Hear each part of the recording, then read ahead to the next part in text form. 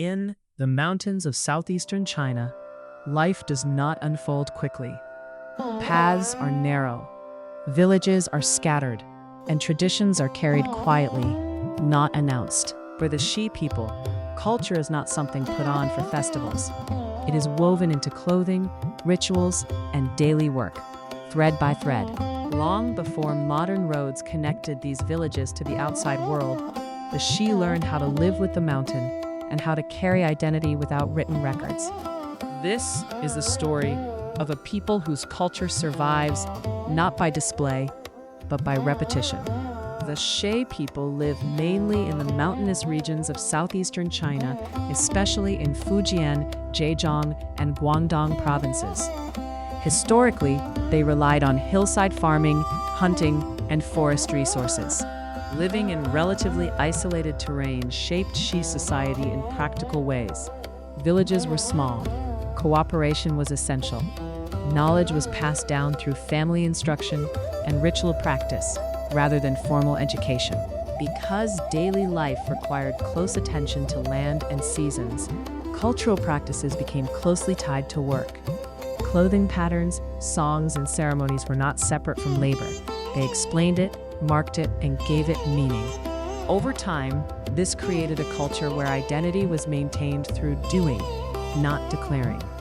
One of the most recognizable aspects of Shi culture is traditional clothing, especially hand-woven fabric and silver ornaments. But these items are not simply decorative. Weaving techniques carry practical knowledge: how to choose fibers, how to dye fabric using local plants, and how to create patterns that last through years of use. Each step reflects experience gained from living in mountain conditions.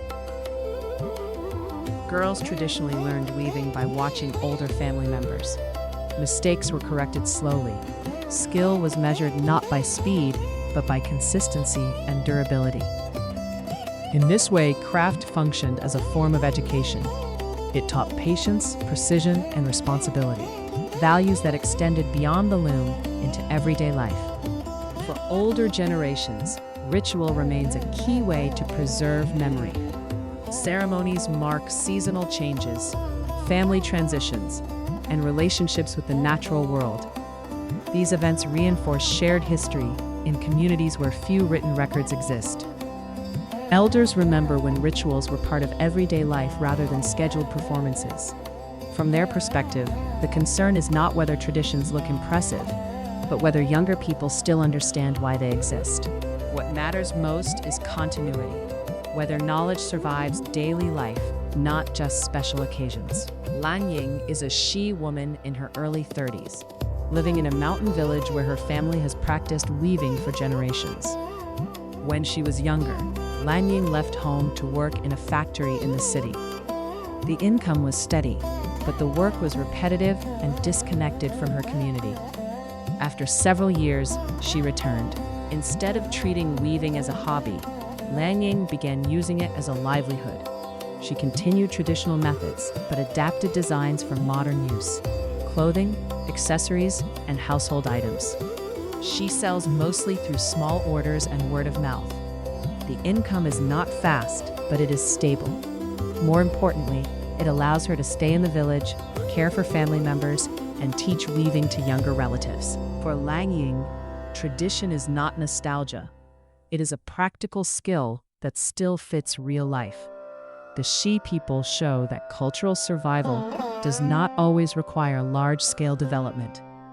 By keeping skills useful, rituals meaningful, and work connected to place, they maintain balance between tradition and change. Culture here is not separate from the economy.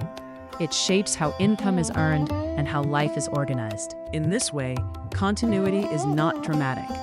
It is quiet, deliberate, and sustained. The Shi people do not preserve culture by holding on to the past. They preserve it by repeating what still works.